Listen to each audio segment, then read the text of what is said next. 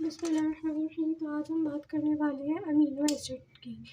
तो amino acid जो है वो बेसिकली उसकी सिंथेसिस को हम डीनोवो सिंथेसिस बोलते हैं, और जो उसकी डिग्रेडेशन होती है तो वो हमारे पास दो चीज़ों में टूटता है। उसका अल्फ़ा अमीनो ग्रुप जो है वो निकल जाता है, और उसका फिर बाद में जो हमारे पास रिमाइंडर बचता है उसे हम अल्फ़ा कीटो एसिड बोलते हैं।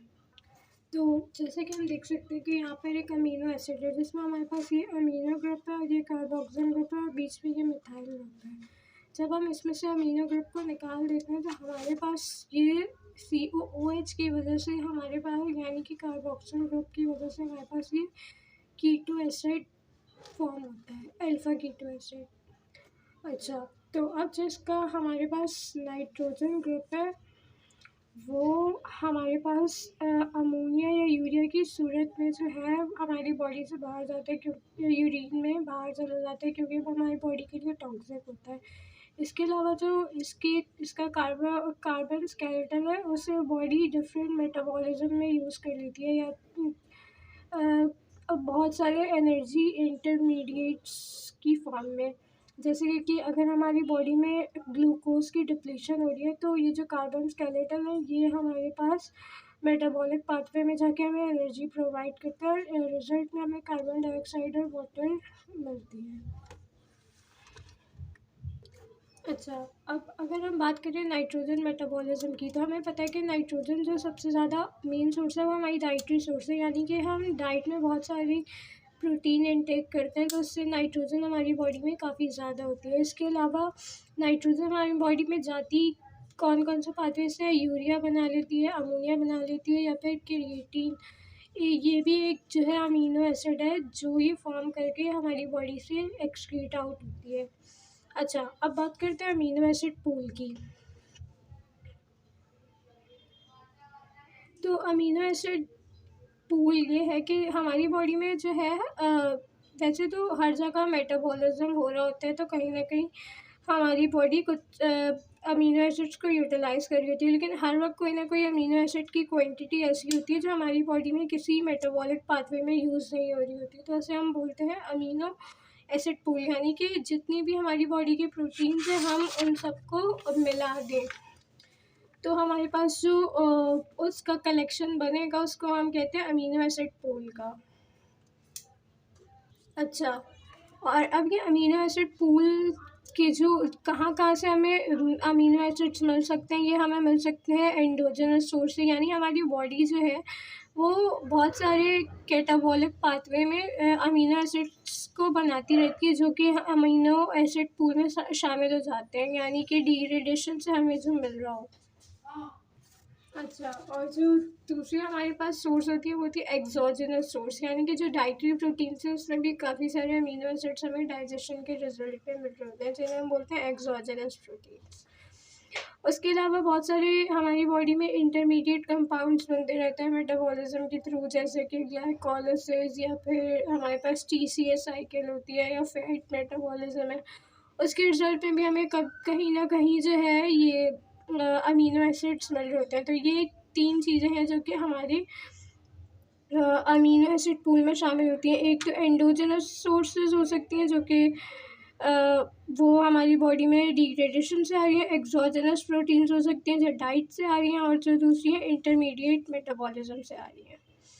अच्छा, ठीक है, अब इसको जो है वो यूटिलाइज़ कहाँ किया जा सकता है, इसकी यूटिलाइजेशन हमारे पास आती है सिंथेसिस ऑफ बॉडी प्रोटीन्स, यानी कि बॉडी प्रोटीन्स बॉडी में बहुत सारी प्रोटीन्स जो हैं वो हमें ज़रूरत होती है, जैसे ग्रोथ के लिए, हार्मोन्स बनाने के लिए, एंजाइम्स बनाने के लिए, तो उसमें यूटिलाइज हो जाती है। या फिर कोई ऐसा कंपाउंड है जिसमें हमें नाइट्रोजन की ज़रूरत है, तो नाइट्रोजन कंटेनिंग कंपाउंड्स बनाने में यूज़ कर लेती है। या फिर जैसा कि हमने पीछे बात की थी कि जो इसका कार्बन स्केलेटन होता है वो हमारे पास ग्लूकोज, ग्लाइकोजन, फैटी एसिड्स और कीटोन बॉडीज़ में कन्वर्ट होकर हमें एनर्जी प्रोवाइड करता है। अच्छा, और ये जो अमीनो एसिड का पूल होता है ये बहुत छोटा होता है, यानी कि बहुत कम होता है, यानी कि ये सिर्फ 90 से 100 ग्राम तक होता है।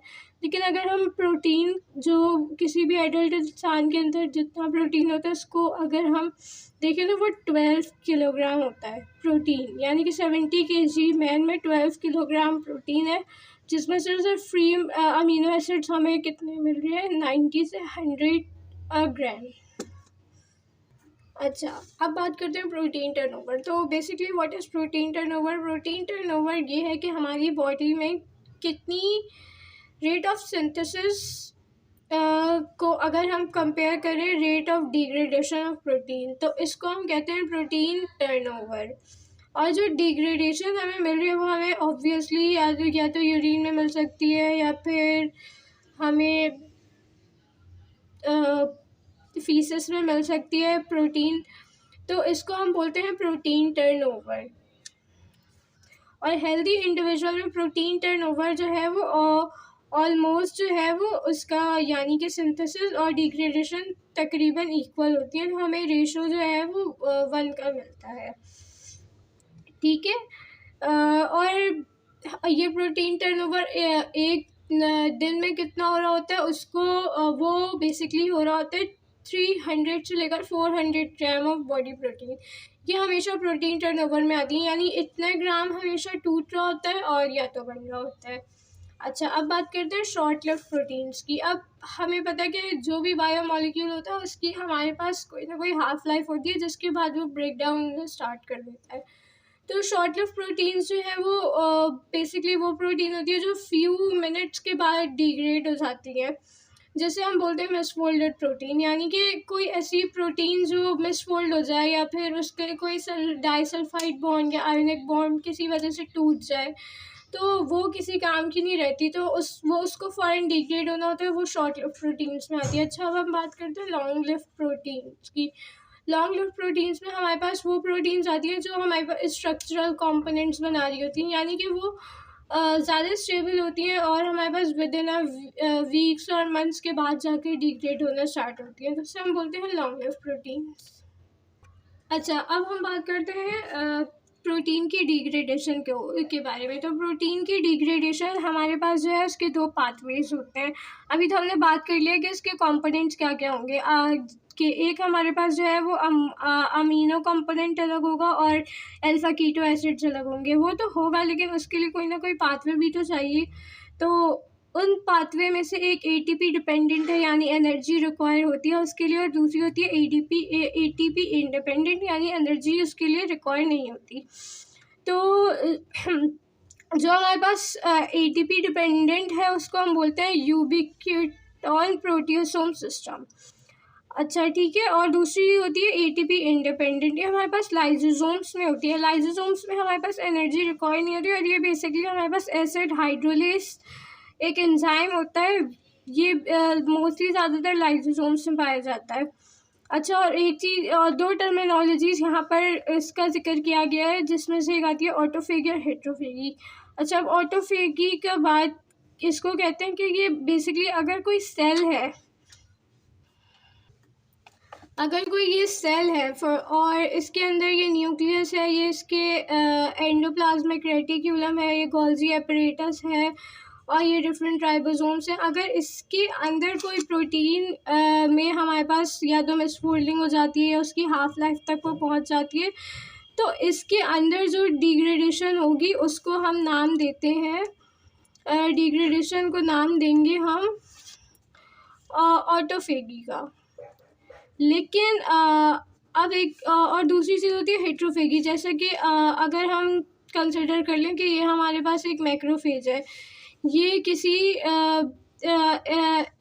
एंटीजन को अपने अंदर इंगल्फ करता है, यानी कि इसको ये अपने अंदर इंगल्फ करता है, तो इसके अंदर भी कोई ना कोई अमीनो एसिड्स या प्रोटीन्स ऐसी होंगी जो कि हमारी बॉडी के लिए हार्मफुल साबित हो सकती हैं। तो लाइजोसोम्स जो होते हैं, ये लाइजोसोम्स हैं, ये इन प्रोटीन्स को जो है इन प्रोटीन्स के इर्द गिर्द सराउंड करके इसको तबाह करते हैं, तो इसको हम नाम देते हैं हेट्रोफेगी का। यानी कि अगर आउटसाइड हमारे पास कोई ऐसा माइक्रोबायोम है या फिर एंटीजन है जो आउटसाइड द बॉडी से आ रहा है अंदर, तो उसके लिए लाइजोसोम्स जो अपना एक्शन देंगे उसको हम हेट्रोफेगी बोलेंगे, लेकिन अगर वो कोई इंट्रासेल्यूलर कंपोनेंट है तो वो ऑटोफेगी कहलाएगा। तो आई होप ये कॉन्सेप्ट आपको अच्छे तरीके से क्लियर हो गया होगा।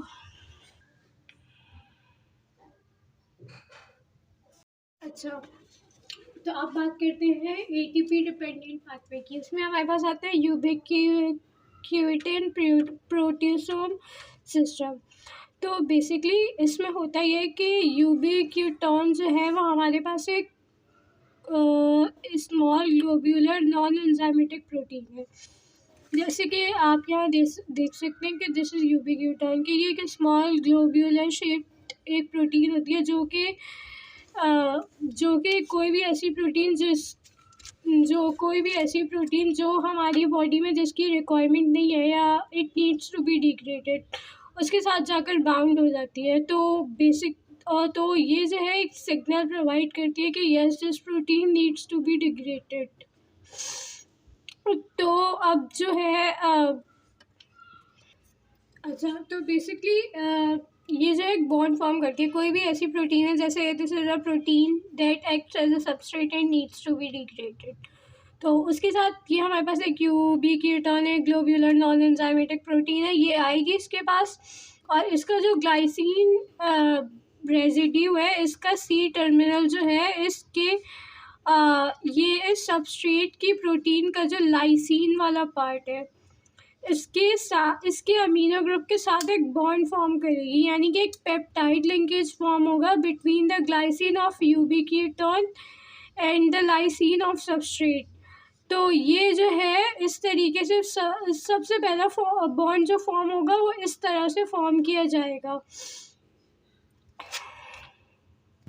अच्छा, उसके अलावा हमारे पास जो है वो 3 एंजाइम्स बेसिकली इसमें इन्वॉल्व होते हैं। एक होता है एंजाइम एक्टिवेशन के लिए जिसे हम कहते हैं E1, दूसरा होता है E2 जो हमारे पास कॉन्जुगेशन के लिए, यानी कि यहाँ पर हमने ये जो बॉन्ड फॉर्मेशन की है ये वाली इसे कॉन्जुगेशन बोलते हैं बेसिकली। इसके लिए हमारे पास जो है वो E2 होगा। E3 जो है ये लाइगेज एक्टिविटी शो करेगा हमारे पास। तो ये लाइगेज यानी कि जिस प्रोटीन को डिग्रेड होना है उसको आइडेंटिफाई करेगा। और बुक में एक बात ये भी बताई हुई है कि हमारे पास सबसे ज़्यादा एक्सेस में जो प्रोटीन होता है वो हमारे पास ये लाइगेज प्रोटीन होता है। अच्छा, तो बेसिकली ये तो हमने बात कर ली कि ये फर्स्ट बॉन्ड फॉर्म होता है। इसी तरीके से इसके पीछे एक और यूबिक्यूटॉन आकर लगता है, फिर then the third one, then the fourth one, इसी तरीके से एक लंबी पॉलीपेप्टाइड की चेन फॉर्म होती है। और हमारे सेल में जो है अगर हम बात करें कि दिस इज आवर सेल, इसके अंदर हमारे पास डिफरेंट प्रोटियोसोम्स हर वक्त घूम रहे होते हैं। तो ये इस यूबिक्यूटॉन लिंकेज और इस पॉलीपेप्टाइड के कॉम्प्लेक्स को जो है वो आइडेंटिफाई कर लेते हैं और ये इसके पास इसके इर्द गिर्द इस आगे जो है इसको बाउंड कर लेते हैं। जैसे कि बुक में इसकी एग्जांपल यहाँ दिखाई हुई भी है। हाँ, इस तरीके से ये इसके इर्द गिर्द जो है वो बाइंड कर लेते हैं। और then what is going to happen next, उसके बाद ये होता है कि ये जो कॉम्प्लेक्स है इसके बाद ये प्रोटियोसोम जो है ये जो है अनफोल्ड होना शुरू करता है इन अ वे दैट ये सारी की सारी पूरे सबस्ट्रेट को जो है वो बिल्कुल मिसफोल्ड कर देता है, डिफरेंट एक सीजर की तरह एक्ट करके इसके डिफरेंट पीसेस कर देता है। और यूबिक्यूटॉन पर ये कोई इफेक्ट नहीं डालता, बस ये जो बॉन्ड है हमारे पास ग्लाइसिन और लाइसिन का, ये बॉन्ड इसको जो है इसको ब्रेकआउट कर देगा। और हमारे पास इन दी एंड हमारे पास ये जो है पूरा सेपरेट हमें जो है यूबिक्यूटॉन अलग हो जाएगा, जिससे हम नेक्स्ट डिग्रेडेशन में यूज़ कर सकते हैं। और जैसे कि यहाँ पर दिखाया हुआ भी है कि ये यूबिक्यूटॉन अलग हो जाएगा और ये इसके डिफरेंट फ्रेगमेंट्स हमें मिलेंगे जो कि और प्रोटीएसेस जो सेल में होंगे वो उसको और ज़्यादा सिंपल फॉर्म में कन्वर्ट करके अमीनो एसिड्स बना देंगे। और ये पूरा मैकेनिज्म होगा और इसमें एंड में ये बात लिखी हुई है कि it requires energy in the form of ATP. अच्छा, और दूसरी बात अगर हम कहेंगे डिग्रेडेशन होती है ये बात तो हो हमें समझ आ गई कि हाँ भाई डिग्रेड होगा। तो अब हम बात करते हैं कि ऐसे कौन कौन से फैक्टर्स हैं जिससे सेल को ये बात पता चलती है या फिर प्रोटियोसोम को या यूबिक्यूटॉन को कि yes this protein needs to be degraded या इट इज़ बस फोल्डेड या फिर इट इज़ नॉट नीडेड। तो इसको एक्सप्लेन करने के लिए एक बात ये बताइए कि स्ट्रक्चरल एस्पेक्ट, यानी कि वो इसके स्ट्रक्चर को देखते हैं। इसके अलावा एक रूल ये पेश किया जाता है एन रूल। अच्छा, तो हमारे पास ये एन रूल जो है ये बेसिकली ये बताता है कि अगर कोई ऐसी प्रोटीन है जिसका जो एन टर्मिनल यानी कि अमीनो एंड। अच्छा, तो बेसिकली जो हमारे पास एन टर्मिनल से कोई भी यूबिक्यूटॉन या फिर प्रोटियोसोम ये चीज़ आइडेंटिफाई कर या लाइसोसोम ये चीज़ आइडेंटिफाई करता है कि yes this protein needs to be degraded. अच्छा, तो इस एन रूल के मुताबिक अगर कोई भी हमें ऐसी प्रोटीन मिलती है जिसका हमें जो अमीनो एंड है वो हमें डिस्ट्रॉय मिलता है, जैसे कि अगर कोई एलेनिन फर्स्ट करें, अगर हमारे पास जो है वो एन टर्मिनल पर मौजूद है उसमें हमें जो है वो एसिटाइलेशन मिलती है। तो बेसिकली ये जो है वो एन टर्मिनल तो इस तरीके से इतना क्लियरली आइडेंटिफाइबल नहीं होगा, तो ये एक ट्रिगरिंग फैक्टर हो सकता है कि yes this can leads to degradation. या फिर दूसरी चीज़ ये भी हो सकती है कि अगर हमारे पास किसी भी एन टर्मिनल पर प्रोलीन, ग्लूटामेट, सीरीन या थ्रेओनीन ये चार अमीनो एसिड्स अगर हमें एक ही सीक्वेंस में मिल जाए तो इसका तो ये भी है कि यूबिक्यूटिनेशन का सिग्नल होता है और डिग्रेडेशन कॉज करता है। और बेसिकली अगर ये जिन प्रोटीन में ये सीक्वेंस हमें ज़्यादातर मिलता है ये इनकी शॉर्ट हाफ लाइफ होती है। अगर हम इस कॉन्सेप्ट को एक्सप्लेन करें एन रूल को तो हम कुछ इस तरीके से एक्सप्लेन कर सकते हैं कि फ़र्ज़ करें दिस इज़ अ प्रोटीन और ये हमारे पास इसका जो है ये suppose this is C terminal, तो सी टर्मिनल और दिस इज़ हमारे पास एन टर्मिनल। और यहाँ पर हमारे पास हम कह सकते हैं कि यहाँ पर एलेनिन लगा हुआ है। इन केस अगर कोई ऐसा केस हो जाए कि हमारे पास यहाँ पर यूजुअली ये सिंपल फॉर्म में ही होता है, लेकिन अगर हमारे पास यहाँ पर एसिटाइलेशन हो जाए किसी भी कॉज की वजह से, कुछ भी हो सकता है, तो ये जो है प्रोटियोसोम या यूबिक्यूटॉन को हम एक सिग्नल प्रोवाइड कर सकता है कि this protein is not identifiable as a correct one. तो फिर यहाँ पर यूबिक्यूटिनेशन भी होगी और फिर हमारे पास फिर वो प्रोटियोसोमल एक्शन भी होगा और इसकी डिग्रेडेशन भी होगी।